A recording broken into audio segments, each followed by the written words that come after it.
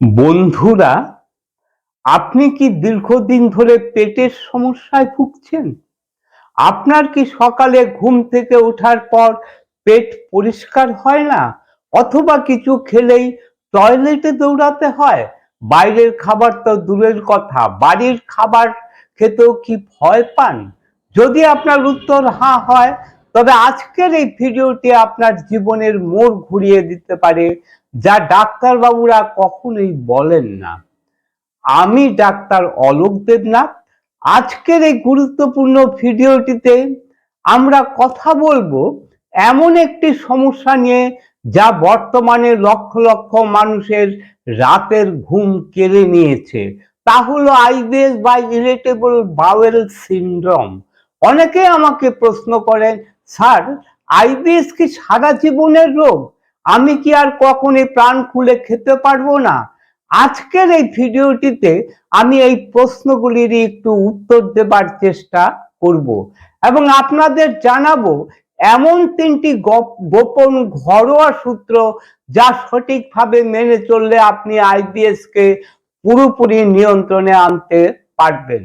ভিডিওটির একদম শেষে আমি এমন একটি বিশেষ খাবারের কথা বলবো, যা আপনার অন্ত্রের দেওয়াল মেরামত করতে সাহায্য করবে। তাই অনুরোধ রইল শেষ পর্যন্ত ভিডিওটি দেখার। আইবিএস বা ইরিটেবল বাওয়েল সিনড্রোম হলো একটি কার্যগত সমস্যা, ফাংশনাল ডিসঅর্ডার। এতে অন্ত্রের কোনো ক্ষত বা ক্যান্সার থাকে না, কিন্তু অন্ত্রের কাজ করার ছন্দ নষ্ট হয়ে যায়।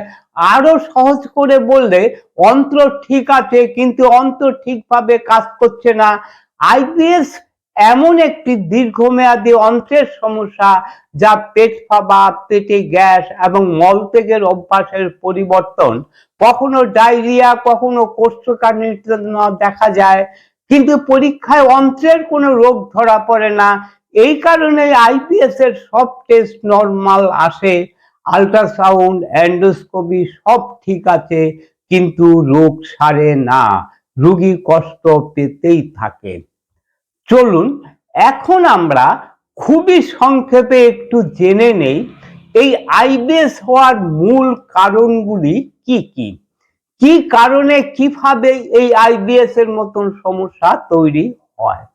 এক, অতিরিক্ত স্ট্রেস ও মানসিক চাপ। এটি হচ্ছে আইবিএস হওয়ার মূল চাবিকাঠি।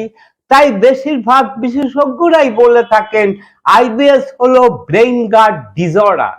আমাদের মস্তিষ্ক আর অন্ত্রের মধ্যে ভেগাস নার্ভ সরাসরি সংযোগ স্থাপন করে। চিকিৎসা বিজ্ঞানের ভাষায় যাকে বলা হয় গাট ব্রেইন অ্যাক্সিস।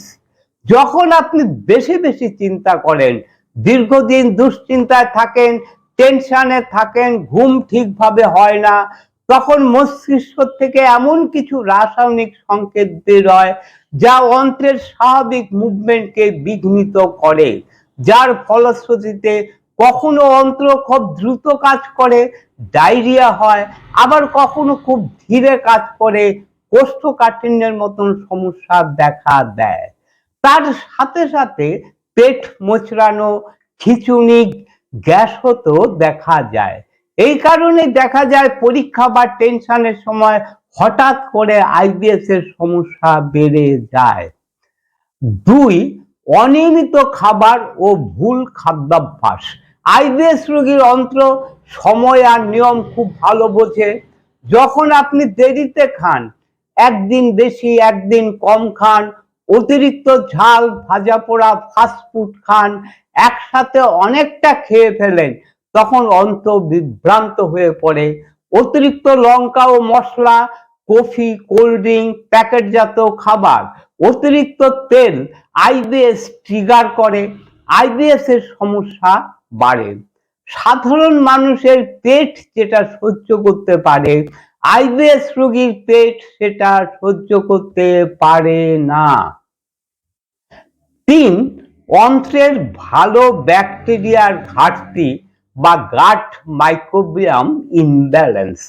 আপনারা সকলেই জানেন আমাদের অন্ত্রে থাকে কোটি কোটি ভালো ব্যাকটেরিয়া, যেগুলিকে আমরা প্রোবায়োটিক বলে থাকি। এই প্রোবায়োটিক গুলি আমাদের খাদ্য খাবার হজম করতে, রোগ প্রতিরোধ ক্ষমতা বাড়াতে, গ্যাস নিয়ন্ত্রণ করতে, অন্ত্রকে শান্ত রাখতে সাহায্য করে। কিন্তু বারবার অ্যান্টিবায়োটিকের ব্যবহার, ফাইবার কম খাওয়া, বেশি বেশি পরিমাণে চিনি বা চিনি জাতীয় খাবার এবং বেশি বেশি পরিমাণে প্রসেস ফুড খাওয়া এই ভালো ব্যাকটেরিয়াগুলিকে নষ্ট করে দেয়, যার ফলে খাদ্য খাবার ঠিক মতো হজম হয় না, গ্যাস বেশি তৈরি হয়, পেট ফুলে থাকে। তাই আপনারা দেখে থাকবেন বেশিরভাগ আইবিএস রোগীরাই এই গাট ফ্লোরা ইমব্যালেন্সে ভুগে থাকেন। 4, পুরনো পেটের সংক্রমণ বা পোস্ট ইনফেকশাস আইবিএস। আমাদের কাছে যখন আইবিএস রোগীরা আসেন তখন অনেক রোগীরাই বলে থাকেন, স্যার একবার খুব খারাপ ডায়রিয়া হওয়ার পর থেকেই পেট আর আগের মতন স্বাভাবিক অবস্থায় ফিরে আসছে না। এটাকেই বলে পোস্ট ইনফেকশাস আইবিএস।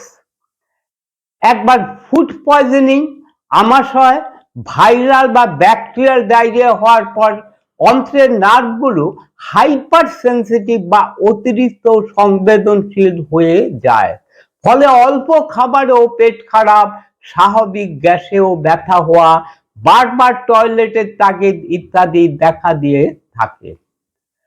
5, হরমোনাল পরিবর্তন, বিশেষ করে মহিলাদের ক্ষেত্রে। আপনারা কি জানেন তুলনামূলকভাবে মহিলাদের মধ্যে পুরুষদের তুলনায় আইবিএস হওয়ার প্রবণতা অনেক বেশি? কারণ হরমোনের পরিবর্তন, বিশেষ করে পিরিয়ডের সময়, প্রেগন্যান্সির পর, মেনোপজের সময় মহিলাদের শরীরে হরমোনের পরিবর্তন ঘটে। এই হরমোনের পরিবর্তনের ফলে মহিলাদের অন্ত্রের পেরিস্টনিক মুভমেন্ট বদলে যায়।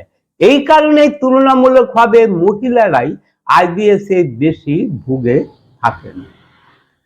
তাহলে আপনারা জানতে পারলেন আইবিএস কোনো একক কারণে হয় না, এটি অনেক ছোট ছোট কারণের যোগফল। যখন মনের চাপ, ভুল খাদ্য খাবার, খারাপ গাট এবং অনিয়মিত জীবন একসাথে কাজ করে তখনই জন্ম নেয় এই আইবিএস বা ইরিটেবল বাওয়েল সিনড্রোম। এই আইবিএস নিয়ে আপনাদের মনের মধ্যে যে প্রশ্নটি সবচেয়ে বেশি ভীতির সঞ্চার করছে সেটি হচ্ছে, এই আইবিএস কি আসলে সারা জীবনের রোগ? এটি কি সারে? চলুন সবার আগে যে ভয়টা আপনাদের মনে কাজ করছে তা দূর করার চেষ্টা করি।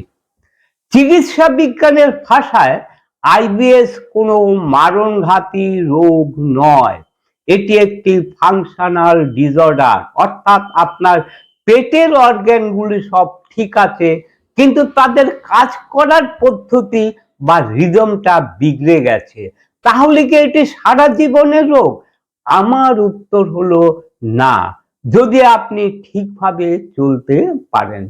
অনেক আইবিএস রোগীরাই আছেন যারা আইবিএস নিয়ে বছরের পর বছর ভুগছেন, কারণ তারা শুধু ওষুধের উপর নির্ভর করেন। মনে রাখবেন, আমি আবার বলছি, আইবিএস কোনো ভাইরাস বা ব্যাকটেরিয়া ঘটিত রোগ নয় যে অ্যান্টিবায়োটিক এবং এনজাইম খেলে সেরে যাবে। এটি আপনার খাদ্যাভ্যাস এবং মানসিক অবস্থার প্রতিফলন। যখন আপনি আপনার অন্ত্রকে বা গাটকে চিনতে শিখবেন তখন এটি আর আপনার শত্রু থাকবে না। আইবিএস সারানো মানে হলো আপনার শরীরকে পুনরায় তার স্বাভাবিক ছন্দে ফিরিয়ে আনা। আসুন এখন আমরা এমন 3টি ঘরোয়া গোপন সত্য নিয়ে আলোচনা করব যা আপনারা সঠিকভাবে মেনে চললে আইবিএস কে পুরোপুরি নিয়ন্ত্রণে রাখতে পারবেন। কি সেই গোপন সূত্র? 1 নম্বর ঘরোয়া গোপন সূত্র হলো গাট ফ্লোরা রিপেয়ার। আইবিএস রোগীদের অন্ত্রে থাকা ভালো ব্যাকটেরিয়া, প্রোবায়োটিকগুলির সংখ্যা কমে যায় এবং খারাপ ব্যাকটেরিয়াগুলির রাজত্ব শুরু করে, আপার হ্যান্ড নিতে থাকে। চিকিৎসা বিজ্ঞানের ভাষায় যাকে বলা হয় ডিসবায়োসিস। এক্ষেত্রে খারাপ ব্যাকটেরিয়াগুলি শুধুমাত্র আমাদের গাট হেলথকে নিয়ন্ত্রণ করে না, তার সাথে সাথে আমাদের ব্রেনের সিগন্যালকেও নিয়ন্ত্রণে নিয়ে নেয়, যার ফলশ্রুতিতে তৈরি হয় আইবিএস এর মতন সমস্যা। এখানেই শুরু হয় ফার্মেন্টেড বা গ্যাজানো খাদ্য খাবারের জাদু। আমাদের হাতের কাছে সহজলভ্য যে ফার্মেন্টেড খাবারটি আছে সেটি হলো বাড়িতে পাতা টক দই বা ঘোল। আপনি জানলে অবাক হবেন, এই টক দইয়ের মধ্যে থাকে প্রায় 250 প্রজাতির ল্যাক্টোব্যাসিলাস। আপনি যদি প্রতিদিন 1 বাটি করে টক দই বা ঘোল খাওয়ার অভ্যাস করতে পারেন, তবে আপনার পেটের ভিতরে থাকা প্রোবায়োটিকগুলি শক্তিশালী হবে, তাদের সংখ্যা বাড়বে, তাদের সংখ্যা বাড়লে খারাপ ব্যাকটেরিয়াগুলি দুর্বল হবে এবং ব্রেনের উপর তাদের নিয়ন্ত্রণ কমে যাবে, ফলে আইবিএস এর রোগীরাও সুস্থ থাকবে। এখানে একটি বিষয় মাথায় রাখবেন, কিছু কিছু মানুষের মধ্যে ল্যাকটোজেন ইনটলারেন্সি থাকে, তাদের ক্ষেত্রে টক দই ঠিকভাবে কাজ করে না। সেক্ষেত্রে আপনারা 1 চামচ আদার রস, সামান্য একটু পাতিলেবুর রস 1 গ্লাস হালকা গরম জলে মিশিয়ে খাওয়ার আগে খেতে পারেন। আদা হলো একটি প্রাকৃতিক অ্যান্টি ইনফ্ল্যামেটরি উপাদান। আদার মধ্যে থাকা জিঞ্জেরল অন্ত্রের জ্বালা পোড়া কমাবে, হজম প্রক্রিয়া ত্বরান্বিত করবে এবং পেট ফাঁপা কমিয়ে আপনাকে সুস্থ রাখবে। 2 নম্বর ঘরোয়া গোপন সূত্র হলো ফাইবারের সঠিক ব্যবহার। আইবিএস নিয়ে সবচেয়ে বড় বিভ্রান্তি হলো ফাইবার বা আঁশযুক্ত খাদ্য খাবার নিয়ে। কেউ কেউ বলে বেশি বেশি পরিমাণে সবজি খান, আবার কেউ কেউ বলে সবজি একদম খাবেন না। আসলে রহস্যটা হলো সলিউবল বনাম ইনসলিউবল ফাইবার। যাদের আইবিএস বা অন্ত্রের সংবেদনশীলতার সমস্যা আছে, তাদের লো ফডম্যাপ ডায়েট অনুসরণ করা উচিত, অর্থাৎ যে সমস্ত ফাইবার সমৃদ্ধ খাদ্য খাবার অন্ত্রে কম ফার্মেন্টেড হয়, কম গ্যাস উৎপন্ন হয়, সেই সমস্ত ফাইবার খাওয়া উচিত। আইবিএস রোগীদের জন্য কাঁচা সালাদ বা অতিরিক্ত ডাল অনেক সময় বিষের মতন কাজ করে, কারণ এগুলো অন্ত্রে গিয়ে ফার্মেন্টেড হয়, গ্যাস তৈরি করে। এখানে আপনি কি করতে পারেন? 1, কাঁচা সবজির বদলে সেদ্ধ বা রান্না করা সবজি খান। 2, লাল আটার রুটি যদি সহ্য না হয় তবে সাদা চালের ভাত বা চিড়া খান, এগুলো আপনার পেটের উপর চাপ কম পড়বে। 3, অতিরিক্ত মিষ্টি ফল, কৃত্রিম চিনি একদম এড়িয়ে চলুন। মনে রাখবেন, প্রত্যেকের শরীর আলাদা, আপনাকে একটি ফুড ডায়েরি মেনটেন করতে হবে। কোন খাবার খেলে আপনার অস্বস্তি হচ্ছে তা লিখে রাখুন এবং সেটি 2 সপ্তাহের জন্য পুরোপুরি বন্ধ করে দিন।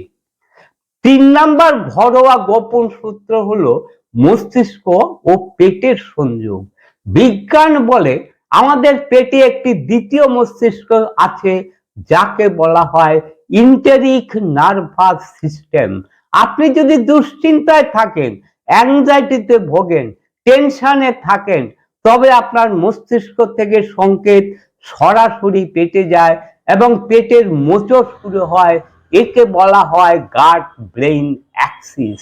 তাই আপনাকে নিয়মিত স্ট্রেস ম্যানেজমেন্ট করতে হবে, নিয়মিত ঘুমাতে হবে। আপনি বিশ্বের সেরা ডায়েট চার্ট ফলো করলেও লাভ হবে না যদি আপনার ঘুম ঠিক না থাকে। প্রতিদিন অন্তত 7 থেকে 8 ঘন্টা শান্তিতে ঘুমান। অ্যাংজাইটি, স্ট্রেস এবং টেনশন কমাতে নিয়মিত ব্রিদিং এক্সারসাইজ এবং প্রাণায়াম করুন। আরেকটি বিশেষ বোনাস টিপস হলো খাওয়ার ঠিক 20 মিনিট আগে 5 মিনিট গভীরভাবে শ্বাস নিন এবং ছাড়ুন। এটি আপনার প্যারাসিম্প্যাথেটিক নার্ভাস সিস্টেমকে সক্রিয় করবে, ফলে আপনার হজম শক্তিও অনেক গুণ বেড়ে যাবে। ভিডিওটির শুরুতে বলেছিলাম একটি বিশেষ খাবারের কথা, সেটি হলো লাউ বা পেঁপে সিদ্ধ। এই খাবারগুলো আপনার অন্ত্রের দেওয়ালের ক্ষত সারাতে এবং সেখানে জমে থাকা টক্সিন বের করতে জাদুর মতন কাজ করে। বিশেষ করে যাদের আইবিএসডি অর্থাৎ ডায়রিয়া প্রধান আইবিএস আছে, তারা ভাতের সাথে কাঁচা পেঁপে সিদ্ধ খেলে খুব দ্রুত ফল পাবেন। পরিশেষে একটি কথা, আইবিএস থেকে মুক্তি পাওয়া কোনো জাদুর খেলা নয়, কোনো ম্যাজিক নয়, এটি একটি সচেতন প্রক্রিয়া। আজ থেকেই বাইরের ফুড, অতিরিক্ত চা, কফি এবং দুশ্চিন্তাকে বিদায় জানান। নিজের শরীরের প্রতি যত্ন নেন, কোনো ওষুধ নয়। এই ছোট ছোট অভ্যাসগুলি পারে আপনাকে আইবিএস থেকে মুক্তি দিতে। ভিডিওটি আপনাদের কেমন লেগেছে তা কমেন্টে জানান। আপনারা যদি বিশেষ কোনো লক্ষণের কথা জানার থাকে তাও লিখে পাঠান, আমি চেষ্টা করব আপনাদের সব প্রশ্নের উত্তর দিতে। আর হ্যাঁ, ভিডিওটি ভালো লাগলে লাইক দিন এবং প্রিয়জনদের সাথে শেয়ার করুন, যাতে তারাও সুস্থ থাকতে পারে। সুস্থ থাকুন, ভালো থাকুন, নমস্কার।